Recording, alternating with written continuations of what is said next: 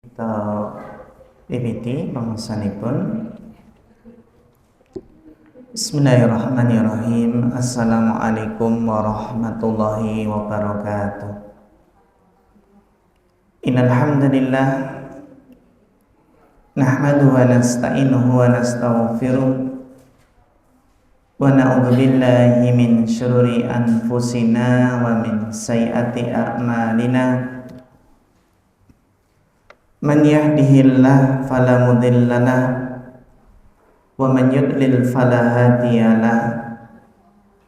Asyhadu an la ilaha illallah wahdahu la syarikalah wa asyhadu anna Muhammadan abduhu wa rasuluh.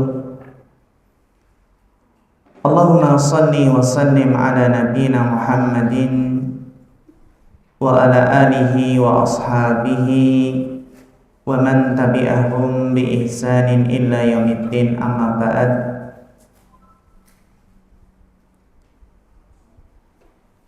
Ingkang kula hormati ibu-ibu, para ummahat wal akhwat ingkang mugi-mugi tansah dipormati Allah Subhanahu wa taala.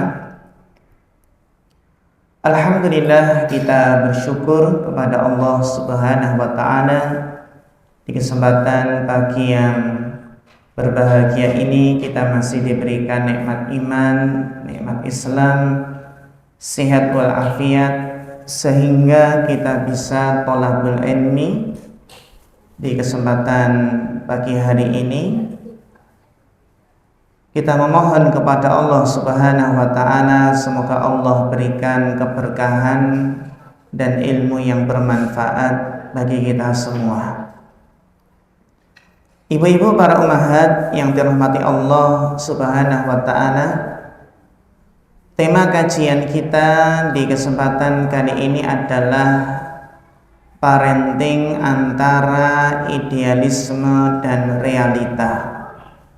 Parenting antara idealisme dan realita. Sebelum kita masuk pada inti pembahasan, ada sesuatu yang layak atau pantas kita renungkan bersama.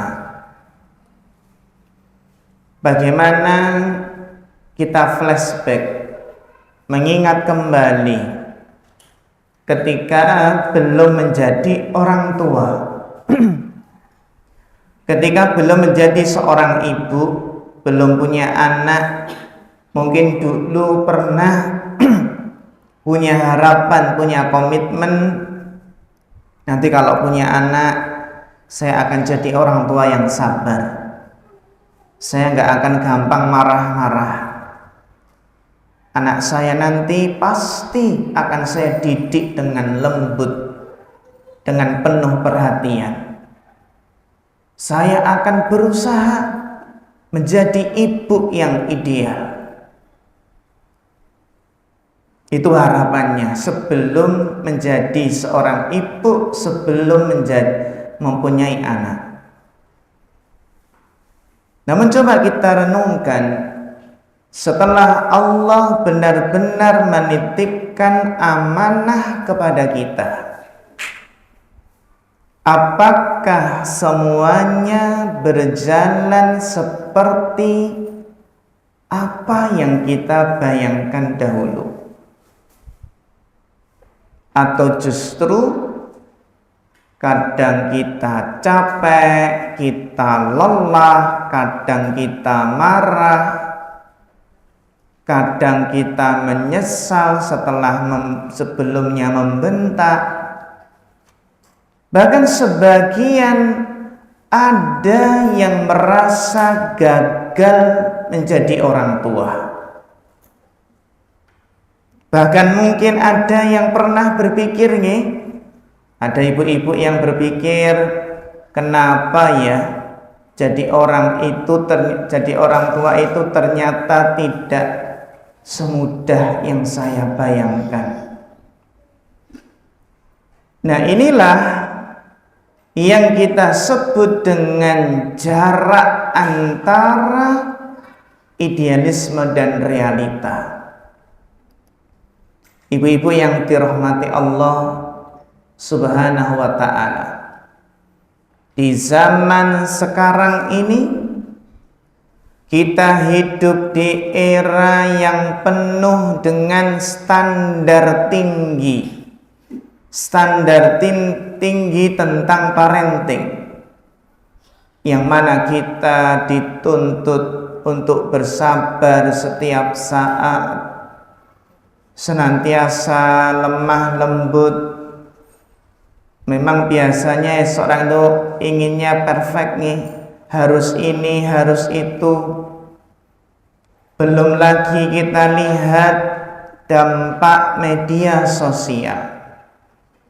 Semua tampak rapi, semua tampak berhasil. Anak-anak mungkin tampak patuh, rumah tampak tenang. Sementara terkadang di sebagian rumah ada yang anak rewel, rumah berantakan, emosi yang naik turun. Akhirnya apa yang terjadi? Akhirnya kita mulai membandingkan.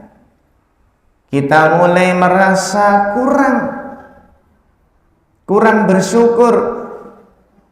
Bahkan tanpa sadar kita mulai terkadang menyalahkan diri sendiri. Terkadang bahkan naudzubillah nih, ada yang orang tua itu merasa gagal, akhirnya mengakhiri hidupnya. Seperti kemarin ya, ada berita viral jembatan Cangar yang ada di mana? Mojokerto. Ini belum lama ini ada beberapa kasus anak muda loncat dari jembatan. Ketika loncat yang ditinggal itu apa? Ya motornya, ditinggal kopinya, ninggal rokoknya. Yang sebelumnya mungkin banyak orang lewat lalu lalang, ngapain di sini mas? Nih, ternyata di situ merenung, dan apa yang terjadi kemudian loncat ke bawah. Memang ibu-ibu yang dirahmati Allah, dalam Islam memang adanya tuntutan untuk profesional.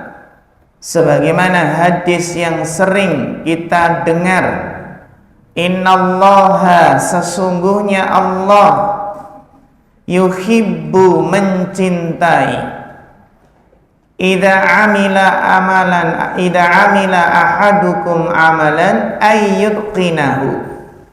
Allah itu mencintai seseorang yang apabila beramal, melakukan sesuatu, berusaha semaksimal mungkin, berusaha profesional, tidak setengah-setengah, menunjukkan ya ada idealismenya.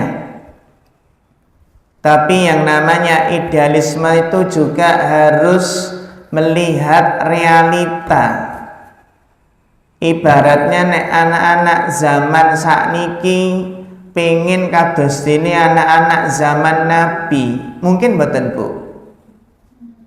Wong ibu-ibu men mboten sami kalian apa? Ibu-ibu di zaman Nabi. Bagaimana kita menuntut anak-anak kita seperti generasi terbaik, generasi awal umat ini? Tapi paling tidak ada sebuah kaidah, kalau kita nggak bisa sama dengan generasi umat terdahulu, generasi awal, para sahabat tabi'in, tabi'ut tabi'in, paling tidak kita berusaha mendekati. Illam takunu mislahum fatashabbahu. Jika engkau tidak bisa seperti mereka, maka dekatilah, maka serupailah. Fa inna tashabbuha bil karami falahu. Kenapa Bu? Kalau mendekati, pengen mencontoh orang-orang yang mulia zaman dulu dari para sahabat Nabi, tabi'ut tabi'in ketika mendekati berusaha meneladani mereka itu adalah kemuliaan.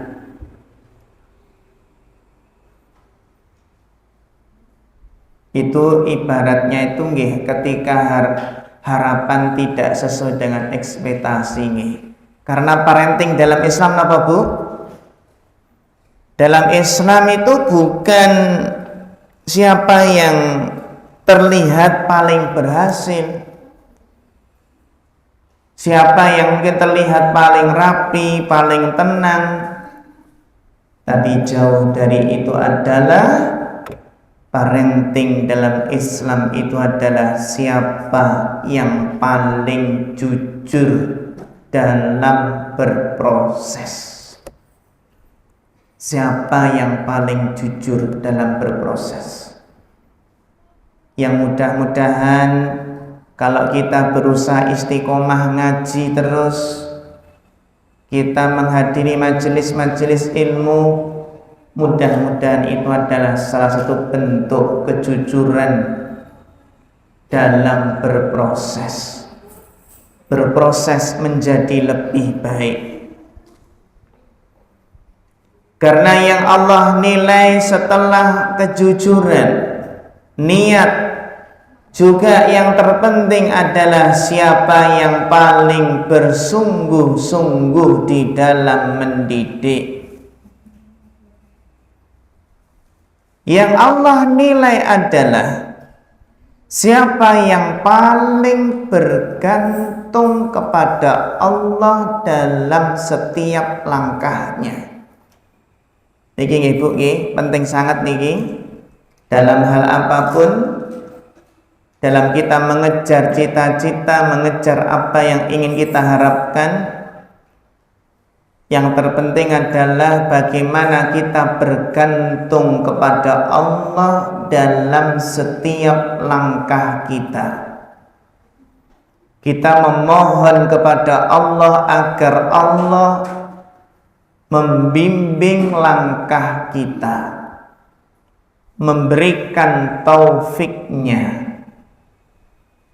Jadi yang dinilai bukanlah hasil, tapi yang dinilai adalah kejujuran niat dalam berproses, pengen menjadi orang tua yang baik. Yang dinilai adalah kesungguhan, yang dinilai bagaimana tawakalnya, bagaimana doanya, bagaimana bergantungnya kepada Allah dalam setiap langkahnya. Kenapa harus bergantung kepada Allah dalam setiap langkah dalam mendidik anak? Karena anak adalah amanah, anak itu ujian, dan sekaligus anak itu bisa menjadi jalan menuju surga atau sebaliknya nopo? Jalan naudzubillah menuju neraka.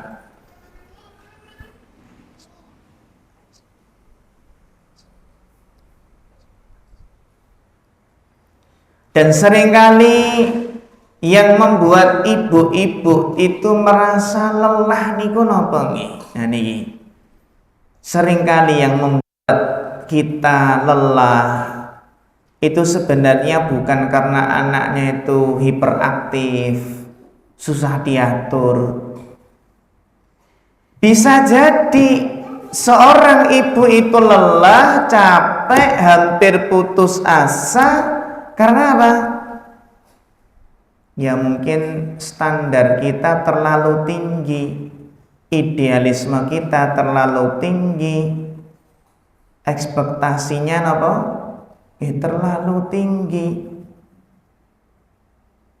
Terkadang ya ada orang tua yang pengen pokoknya ingin anaknya itu langsung berubah 180 derajat. Pokoknya pengen anak langsung berubah menjadi baik. Banyak orang tua yang pengen hasilnya cepat, hasilnya instan, mie instan mawon, pengen dahar mie instan apa? Kenapa Bu? Ya harus masak air, paling tidak ngecupke apa? Dispenser nggih. Kalau dulu zaman nyantri niku biasanya kalau makan mie instan nggak perlu air panas Bu, cukup dibuka terus apa, bumbunya dikupas, habis itu dikremes-kremes dikasih air dingin. Dikasih apa? Air dingin, karena di pondok nggak ada dispenser. Kenapa nggak ada dispenser Ustaz? Ya nanti listriknya apa? Pajak listriknya banyak. Nah, sementara pondok masih banyak memberikan subsidi. Kalau pengen yang kriuk-kriuk nggak ada airnya, berarti tinggal apa? Ya tinggal diremet-remet nih. Nah itu jadi snack. Ternyata itu nggak baik bagi kesehatan. Kirasipun nek masak mie niku sisa air kuningnya apa Bu? Disuruh dibuang nggih, leres mboten niku? Nah, katanya sisa air kuning dibuang diganti dengan air panas yang baru. Jadi anak itu bukan proyek instan, tapi anak itu adalah proses yang panjang. Apalagi kalau kita menyadari nih, dalam mendidik anak itu kan sebenarnya proses mendidik diri sendiri. Mendidik anak hakikatnya adalah proses mendidik diri sendiri. Maka dalam kajian-kajian parenting, kita tidak mencari bagaimana menjadi orang tua sempurna, nggak ada. Nggak ada. Ibaratipun judul kajian parenting bagaimana jadi orang tua yang sempurna. Betul nenten. Tapi kita ingin belajar. Ingin belajar menjadi orang tua yang lebih baik dari kemarin. Kita ingin belajar apa Bu? Menyelaraskan antara harapan dan kenyataan. Ya ketika kenyataan tidak sesuai dengan harapan, bagaimana kita tetap tenang dalam keterbatasan? Bagaimana kita menjadikan parenting ini jalan ibadah menuju ridha Allah Subhanahu wa ta'ala? Karena boleh jadi Ibu, mungkin sebagian anak itu apa? Hari ini belum berubah. Ketika sebagian orang tua merasakan anak saya belum mau berubah Ustaz. Tapi kalau kita bersabar, kita juga terus memperbaiki diri, insya Allah Allah akan memperbaiki mereka dengan cara Allah. Disinilah letak keindahan parenting dalam Islam. Bukan pada hasil yang instan, tapi pada kesabaran yang harus dipupuk, yang harus dijaga, doa yang tidak pernah putus, ikhtiar yang tidak pernah berhenti. Maka dengan hati terbuka, dengan harapan yang lurus, dengan kesadaran bahwasanya kita semua di sini sama-sama sedang belajar. Belajar menjadi orang tua, belajar menjadi seorang hamba, belajar menuju surganya. Maka yang menjadi pertanyaan, bagaimana konsep ideal parenting dalam Islam antara harapan dan tuntunan syariat. Ibu-ibu yang dirahmati Allah, coba kita merenung, bertanya kepada diri kita. Sebenarnya apa? Apa sebenarnya? Seperti apa sebenarnya orang tua yang ideal dalam Islam?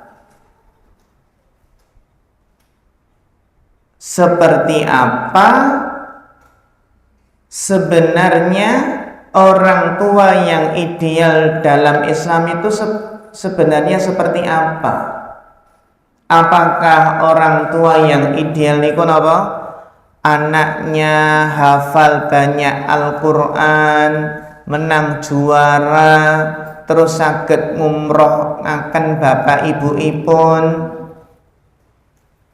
Apakah orang tua yang ideal dalam Islam itu yang anaknya selalu juara pinten?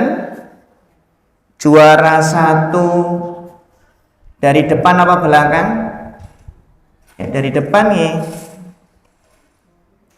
Apakah orang tua yang ideal niku napa Bu? Rumahnya yang rapi terus? Ataukah orang tua yang ideal dalam Islam tidak pernah marah sama sekali? Sekilas itu terlihat indah. Masya Allah, anaknya hafalannya akeh, juara terus, ranking 1, rumahnya rapi, gak pernah marah sama sekali. Apakah seperti itu standar dalam Islam?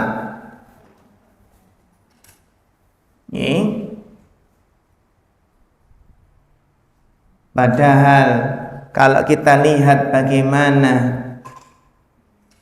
Islam tidak menyuruh jadikan anakmu itu sempurna tanpa kesalahan. Tapi intinya adalah sebenarnya parenting dalam Islam itu adalah dalam surat At-Tahrim ayat 6. Ya ayyuhalladzina amanu, wahai orang-orang yang beriman, qu anfusakum, jagalah dirimu, qu anfusakum wa ahlikum nara, jagalah dirimu dan keluargamu dari api neraka. Jadi orang tua yang sukses niku pripun Bu? Orang tua yang sukses itu yang bisa membawa keluarga, membawa anak bareng-bareng masuk surga, selamat dari neraka. Jadi kesuksesan orang tua tidak dilihat nanti anaknya jadi orang atau jadi setengah nawa, setengah orang nih. Enten mboten Bu, setengah orang. Kan dadi wong tenan kae. Lah dadi pejabat, dadi wong tenan. Belajar yang rajin ya nak, biar nanti jadi orang. Loh sekarang kita bukan orang tadi.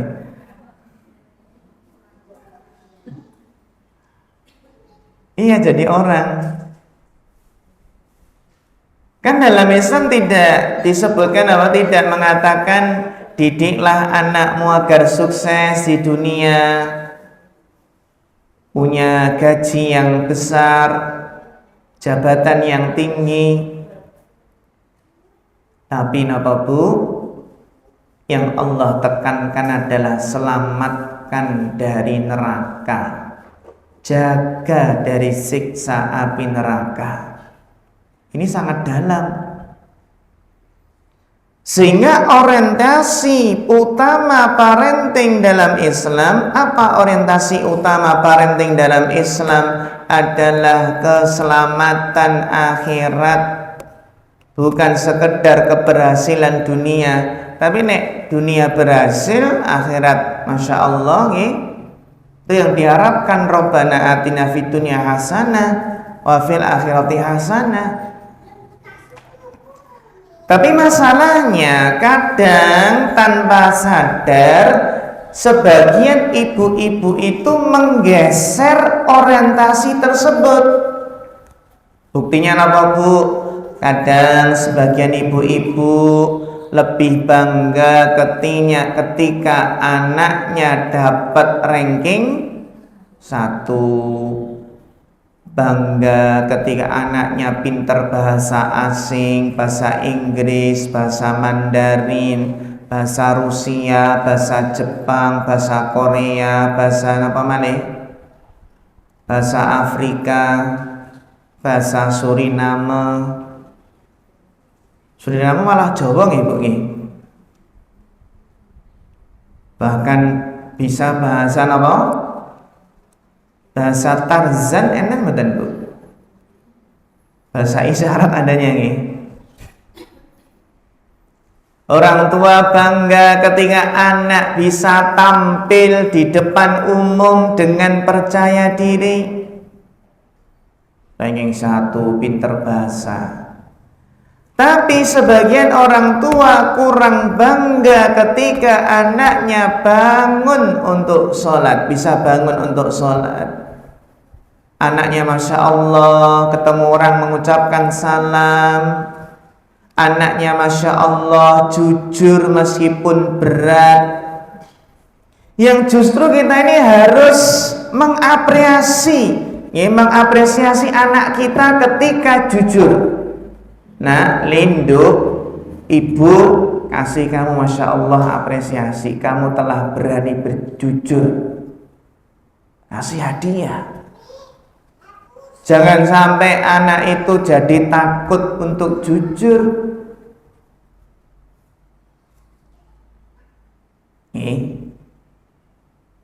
Coba tetangga kita nggih ngoten, orang rata-rata orang niku dalam menilai anak itu yang dilihat bukan prestasinya, bukan akademiknya, bukan hafalannya, bukan kemampuan bahasanya, tapi yang dilihat adalah bagaimana akhlaknya.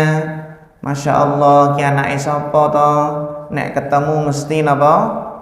Aruh-aruh mengucapkan salam, terus menyapa. Langsung ya anake sapa ya, Masya Allah, nek ketemu aku mesti Assalamualaikum Bu, monggo Bu, permisi Bu. Ya anake sapa ya? Oh, anakku dhewe tibake. Lali ya. Mungkin tumben anakku ya.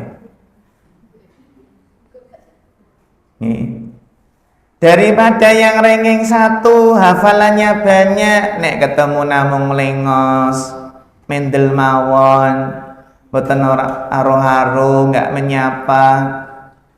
Ya anake sapa ya, ketemu wong tuwa meneng wae.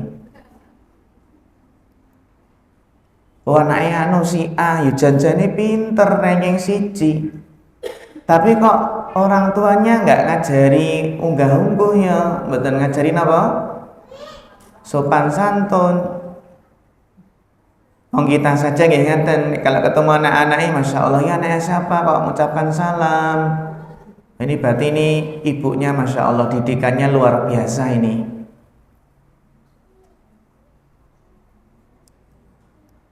Nah, sehingga ini kita di dalam mendidik anak, bagaimana kita lihat Nabi Shallallahu Alaihi Wasallam ketika mendidik anak itu bukan dengan tekanan yang berlebihan, karena kalau anak terlalu tekanan yang berlebihan ya anak kadang putus asa, terjun ke jembatan.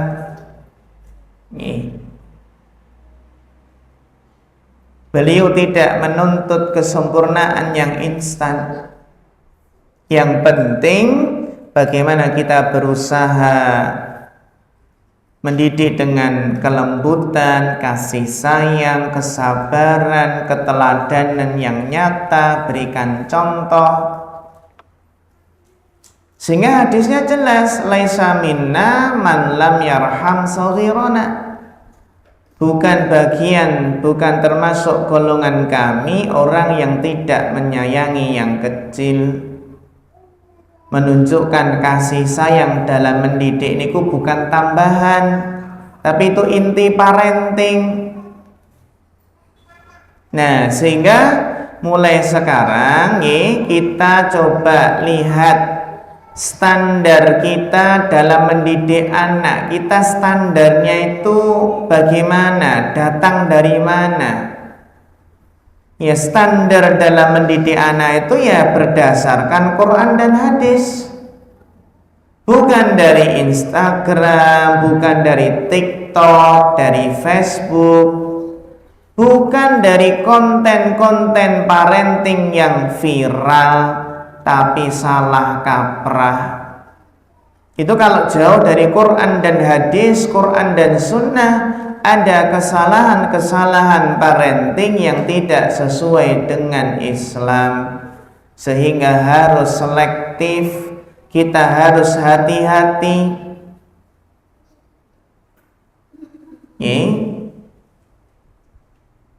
Jadi kita lihat bagaimana ada orang tua yang mengejar anak ideal versi dunia. Anak itu bagaimana ideal versi dunia, tapi lupa membangun anak yang selamat di akhirat. Sehingga sebagian orang tua anaknya hafal lagu-lagu, bangga, tapi belum hafal doa harian, biasa saja. Anak juara lomba dirayakan, Insya Allah. Tapi ketika anak meninggalkan sholat, kita nggak menasihatinya. Orang tua marah kalau anaknya nilainya turun, tapi tidak tegas saat akhlaknya turun. Seharusnya apa? Ya segera tanggap ketika akhlaknya turun, tidak hanya pas nilainya turun. Nah di sini ibu-ibu letak masalahnya nih, bukan kok kita ini nggak punya idealisme, tapi idealisme kita sering bergeser arah dari orientasi akhirat menjadi orientasi dunia. Maka kita haruskan arah tersebut, ya, bukan mengganti sepenuhnya, ya, tapi kita dudukkan, kita berikan sesuai porsinya. Nah ini.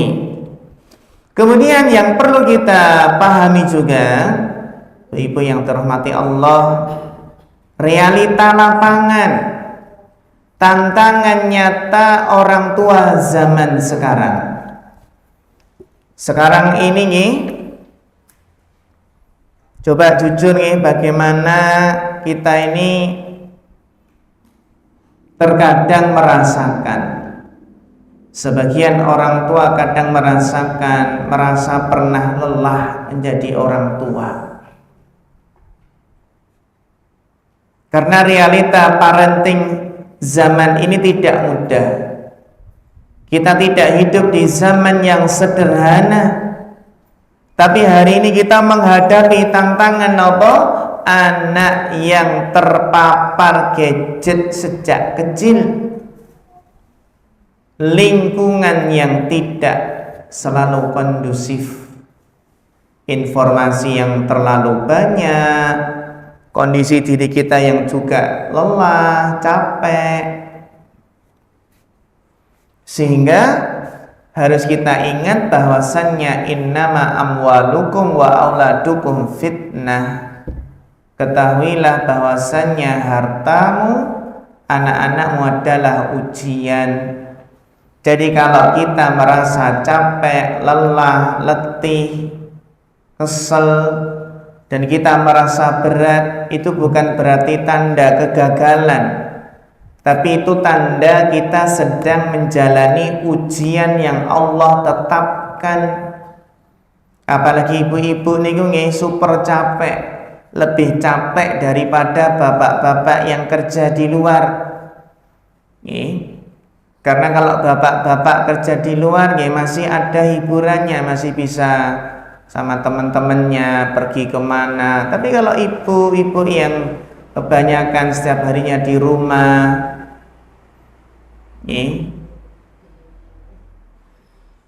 kita sedang apa? Berarti menjalani ujian yang Allah tetapkan. Yang penting kenapa nih? Terkadang orang tua itu merasa sering gagal, merasa apa? Sering merasa gagal. Ya karena membandingkan realita hidup kita dibandingkan dengan standar ideal yang tidak realistis. Contoh realita dalam kehidupan sehari-hari. Kita ingin anak itu tidak kecanduan gadget, tidak kecanduan HP, tapi kita sendiri memberi gadget agar bisa bisa tenang, nggak rame, nggak ganggu, agar kita bisa istirahat. Kita janjani pun pengen jadi orang tua yang sabar, tapi realitanya, kenyataannya dari pagi sudah lelah, belum istirahat, banyak pekerjaan rumah. Berarti memang berat ini, karena lelah itu butuh kesabaran yang ekstra. Terkadang sebagian orang tua ingin anaknya baik, tapi kok ya lingkungannya ra ndukung, lingkungan teman anak itu nggak selalu mendukung. Kita ingin mendidik dengan tenang, tapi ternyata kondisi rumah, mungkin ekonomi, waktu yang sering tidak ideal. Dan akhirnya karena tidak sesuai dengan realita tadi, akhirnya mudah marah, jadi menyesal. Jadi Jadi kadang merasa saya ini orang tua yang kurang baik, padahal tidak selalu seperti itu. Ibu-ibu yang dirahmati Allah, coba kita ubah sudut pandang, kita ubah sedikit demi sedikit. Jadi masalahnya bukan karena orang tua gagal, tapi terkadang belum memahami realita yang benar. Karena dalam Islam ada ideal yang menjadi arah, dan ada realita yang harus dihadapi dengan sabar. Keduanya tidak boleh dipisahkan antara idealisme dan realita.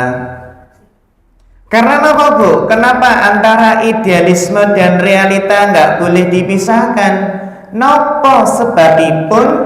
Karena kalau idealisme tanpa melihat realita, kita bisa stres.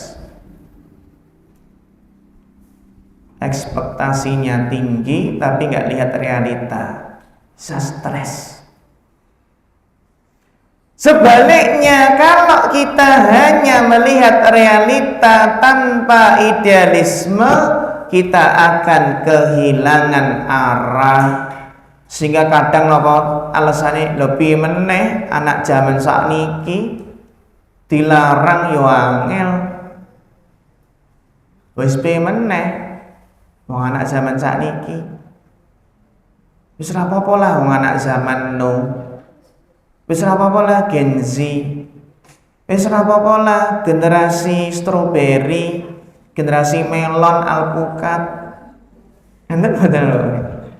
Generasi stroberi niku terasipun generasi lembek. Generasi lembek. Maka yang kita butuhkan keseimbangan.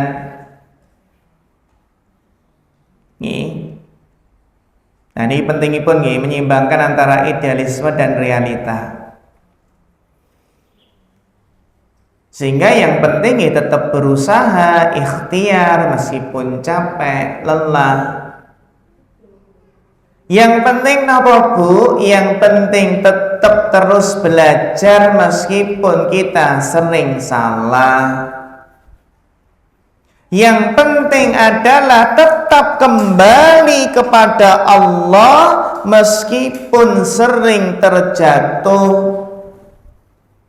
Karena yang Allah lihat bukan hasil akhirnya, tapi yang Allah lihat adalah prosesnya, kesungguhannya, kejujurannya dalam berjuang. Nah niki, sehingga jangan terjebak dengan idealisme, ketika ekspektasinya melebihi kemampuan,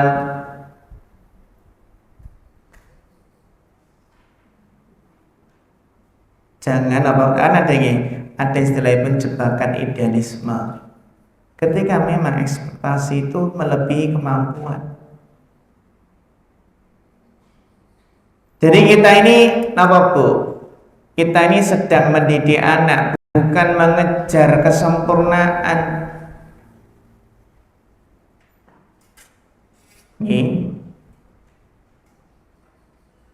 Jadi kita sedang menjalani parenting, bukan bukan tadi mengejar kesempurnaan. Kadang kita ini pengen segera, pengen cepet, instan. Pokoknya piye anak ki langsung nurut, pokoknya nurut, langsung paham. Nih ujian ibu ki ketika diajar-ajari, ngajari anak era paham-paham, akhirnya marah-marah. Piye to diajari ra paham-paham, ra apal-apal, janjane kowe iki anake sapa? Ribet Bu. Ya anak ibu ngoten nggih. Pengen anak langsung berubah, padahal sudah banyak terpapar konten-konten negatif, teman buruk, lingkungan buruk. Nah, kalau kita tidak melihat arahnya, tidak melihat sesuai dengan kacamata yang benar menurut syariat, akhirnya banyak orang tua yang kecewa, marah, menyalahkan diri sendiri. Padahal Allah sudah memberikan kaidah yang menenteramkan, kaidah yang menenangkan jiwa dalam surat Al-Baqarah ayat 286, yang mana Allah Ta'ala berfirman, la yukallifullahu nafsan illa wus'aha. Allah tidak membebani seseorang melainkan sesuai dengan kemampuannya. Tapi terkadang orang tua membebani diri sendiri dengan standar yang tidak dituntut dalam syariat. Salah sopo, standarmu terlalu dhuwur kadang-kadang iki. Kadang nyuwun sewu, enten sebagian mbak-mbak niku sing boten nikah-nikah sebabipun bukan karena nggak ada yang bukan karena nggak ada yang mau ta'aruf, bukan karena nggak ada yang mau mengkhitbah, melamar. Ada yang memang terkadang tidak menikah segera karena memang standarnya yang terlalu tinggi. Berarti standarnya aja dhuwur-dhuwur.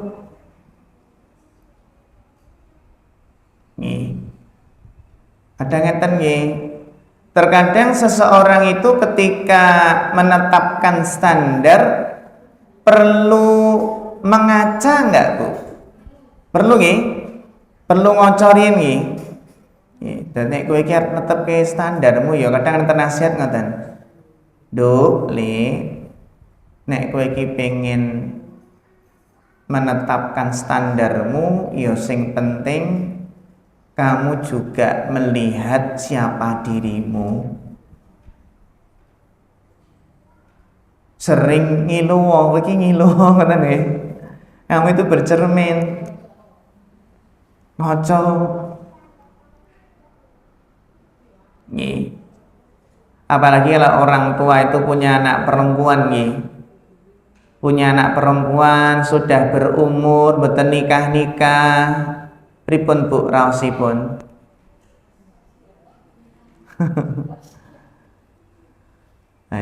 Jadi beban.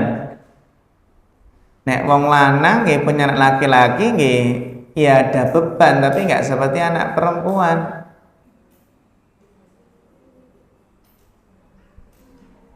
Pernah ada cerita ibu nih. Pernah ada cerita di antara sebab wanita itu terlambat menikah selain karena standar yang tinggi apa Bu? Mengejar apa namanya pun? Mengejar cita-cita atau mengejar karir apa karir? Wanita karir nggih. Enten nih cerita niku ada bu dokter yang menyesal. Loh Ustaz, bu dokter kok menyesal kenapa? Wis dadi dokter kok. Padahal bu dokter tersebut sudah pakai pakaian kebesaran nih. Harus dipahami pakaian kebesaran di sini maksudnya bukan kedodoran nih. Pakaian kebesaran dokter napa Bu? Baju napa? Jas putih. Jas putih. Nah, ketika saat itu ketika ada yang periksa kepadanya, ada keluarga yang periksa kepadanya dan melihat Masya Allah keluarga tersebut ketika periksa itu anaknya Masya Allah, anaknya banyak, lucu-lucu, imut-imut, Masya Allah, gemesin, keluarga yang kelihatannya rame gitu nih. Setelah itu akhirnya bu dokter napa Bu? Sedih, menangis, menyesal. Kenapa? Karena usianya sampun 35. Sampun pinten? 35. Dan dia mengatakan apalah artinya baju kebesaran ini kalau belum membangun rumah tangga. Tapi tidak menyerah, dia terus kemudian ikhtiar berdoa. Akhirnya Masya Allah mendapatkan suami yang ia idamkan. 35 sampun telat dereng tidak ada kata telat Nah ini sehingga penting sangat masalah niki dan apalagi nek wong Jawa niku kan sering ngarani ada istilah perawan apa Bu? Perawan tua. Nek Joko berarti napa Joko? Oh Joko tua nggih. Nah, Joko tua. Joko tua napa Joko ting-ting? Joko tua nggih. Nek ayu niku ayu ting-ting, nek Joko tong-tong ngoten nggih. Ah niki. Ya. Jadi ibu-ibu yang dirahmati Allah Subhanahu wa taala niki nggih. Jadi sebenarnya pertanyaannya itu dari mana datangnya standar harus sempurna? Seringkali datangnya standar harus sempurna itu seringkali datang dari apa? Dari hasil membandingkan dengan orang lain. Atau mungkin ya dari media sosial, dari tayangan-tayangan televisi, kelihatannya kok Masya Allah keluarganya itu memang ditampilkan seperti itu. Apalagi di medsos itu yang diupload yang baik-baik saja. Sing diupload nggih liburan keluarga. Ada nggak yang ngupload ketika berantem suami istri? Enten mboten Bu? Nggak ada nggih. Yang diupload nggih ketika apa? Liburan keluarga. Ketika apa Bu? Refreshing, healing. Nek ketika piring terbang diupload mboten? Enggak diupload. Ketika habis dipukul suami diupload mboten Bu? Upload di update statusnya. Memar habis dipukul suami. Enten mboten? Akhirnya apa? Ibu-ibu pada komen, kamu laporkan polisi enggak? Kamu minta cerai enggak? Oh, nah, tambah runyam ya. Bukan menenangkan tapi malah ngompor-ngompori. Udah suamimu ceraikan saja suamimu. Lho kepiye nggih? Suami napa?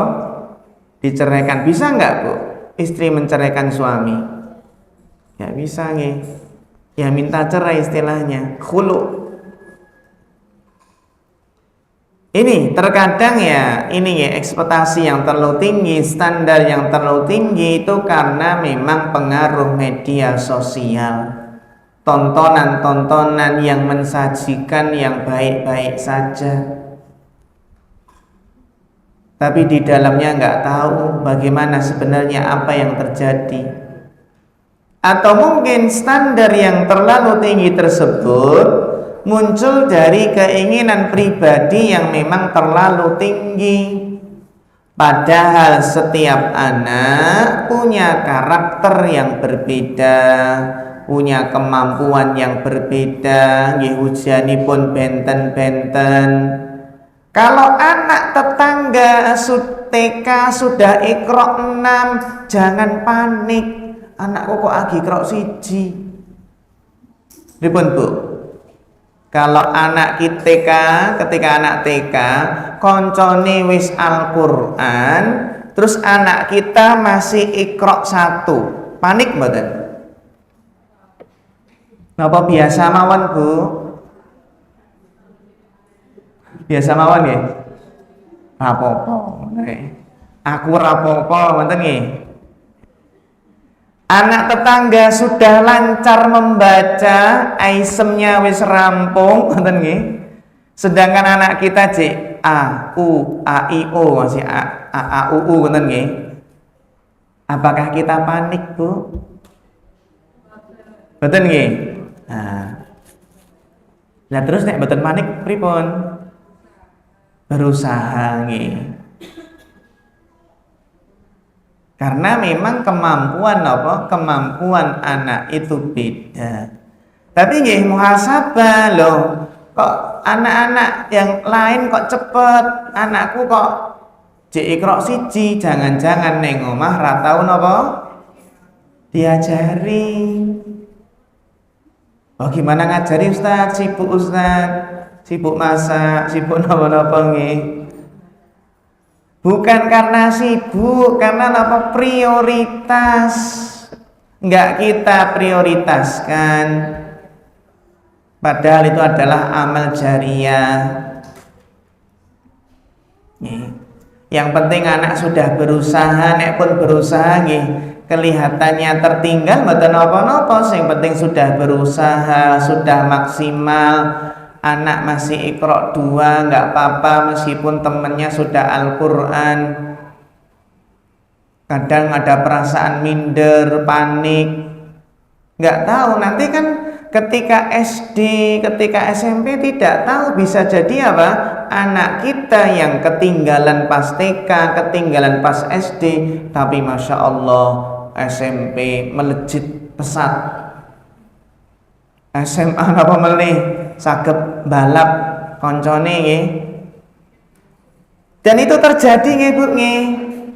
Ada sebagian anak niku TK-ne biasa-biasa, SD ra pernah entuk ranking, bahkan terancam gagal apa? Naik kelas. Enten mboten Bu? Enten. Tapi alhamdulillah SMP ini juara, SMA ini juara, kuliah nggih napa? Juara. Enten mboten Bu? Wonten. TK ra tau mlebu, SD sering bolos, bahkan terancam napa? Gagal naik kelas. Enten nggih Bu nggih? Enten. Karena memang sebenarnya anak itu punya potensi yang masih terpendam, potensi yang tersembunyi, yang belum digali, yang belum dimaksimalkan. Mungkin ketika anak tersebut masih SD, orang tua belum memperhatikan.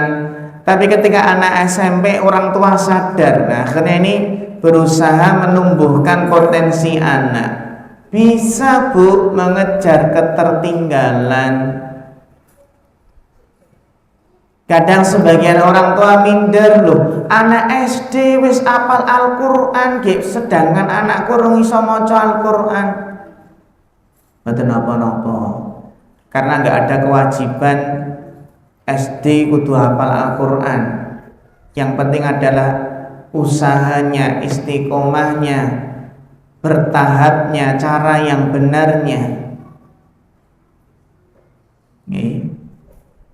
Nah di sini sehingga apa?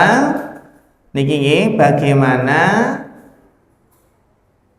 kita itu sering diuji.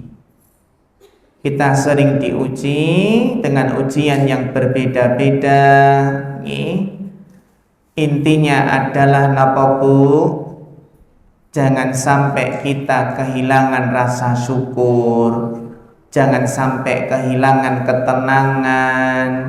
Kita harus apa? Jangan sampai kehilangan keikhlasan dalam mendidik anak.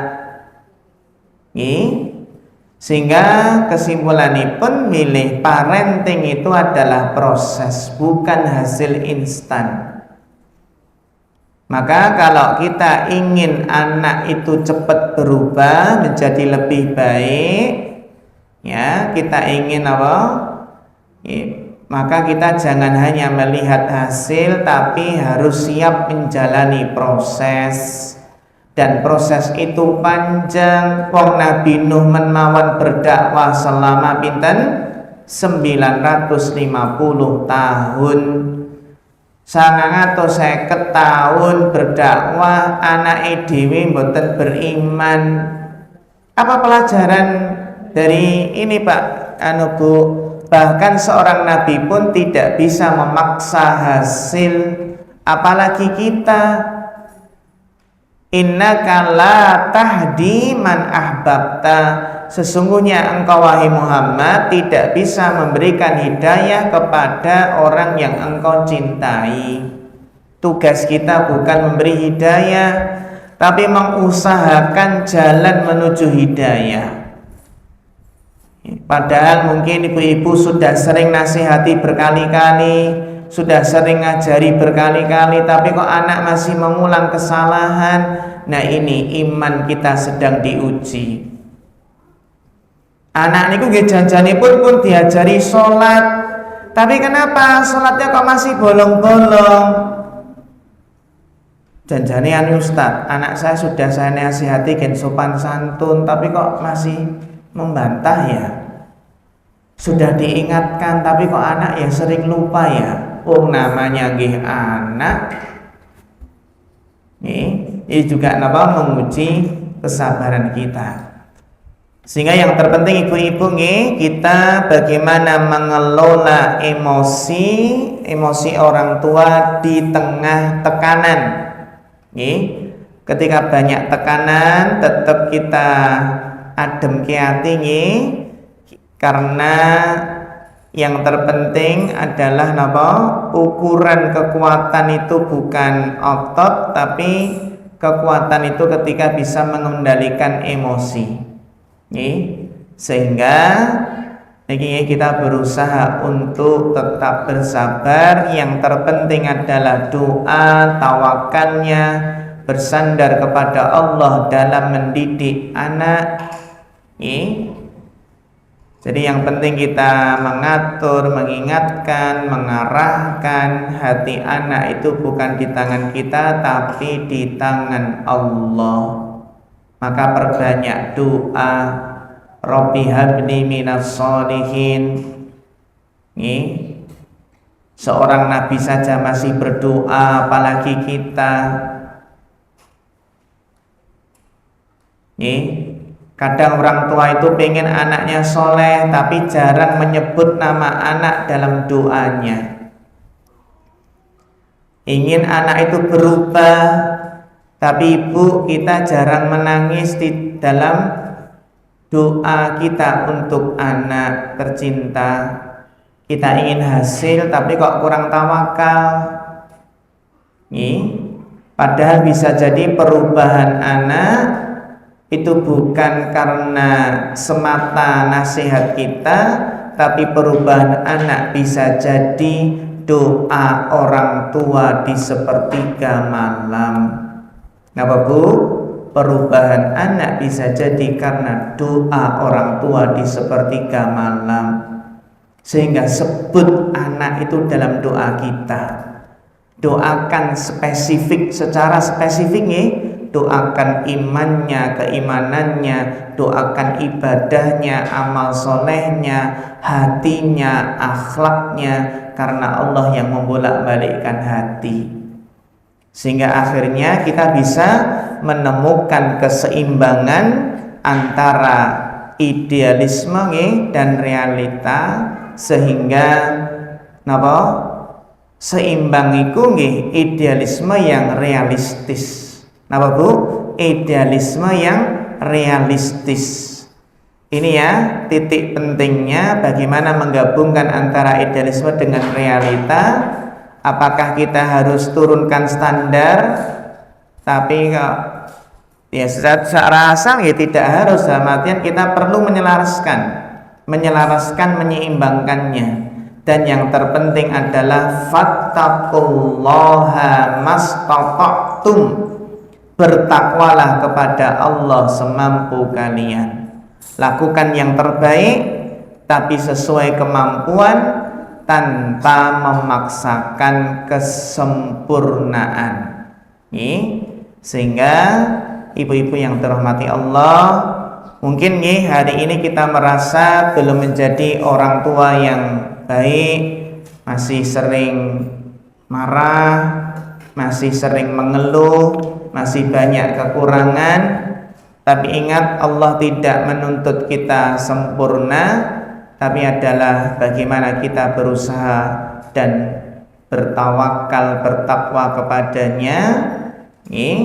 Karena yang nanti di akhirat itu kita nggak ditanya bagaimana anakmu sudah sempurna belum, anakmu sudah sempurna belum, tidak ditanya itu.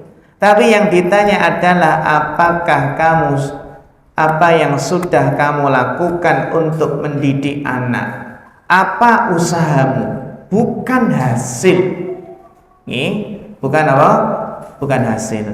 Maka di akhir kajian ini mari kita jujur dalam hati kita.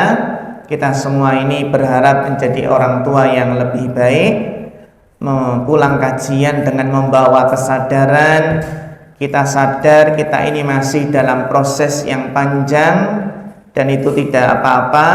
Karena parenting bukan tentang kesempurnaan, tapi tentang kesungguhan dalam usaha memperbaiki diri. Sehingga melalui kajian ini kita berusaha untuk menyandarkan semuanya kepada Allah Subhanahu wa Ta'ala.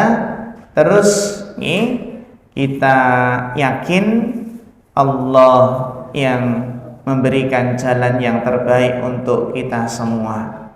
Sehingga yang makatan ibu-ibu yang bisa kita sampaikan, semoga Allah memperbaiki diri kita, hati kita, memperbaiki cara kita dalam mendidik anak, dan menjadikan anak-anak itu menjadi penyejuk mata kita, baik di dunia maupun di akhirat, serta menjadi penolong kita nanti di akhirat kelak. Demikian ibu-ibu, sebelum kita akhiri, wonten pertanyaan mboten?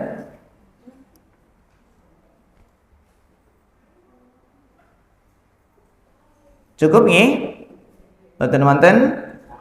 Menawi mboten wonten, kita cekapaken semanten. Mugi-mugi bermanfaat kajian ing kesempatan menika, sehingga kita bisa menyeimbangkan antara idealisme dan realita. Ibaratipun apa? Idealisme yang realistis. Angkatan Bapak Ibu, mudah-mudahan bermanfaat. Ada kurang lebihnya mohon maaf. Fa akhirul kalam, wassalamualaikum warahmatullahi wabarakatuh. وترى الملائكة حافين من حول العرش يسبحون بحمد ربهم وقضي بينهم بالحق وقيل الحمد لله رب العالمين.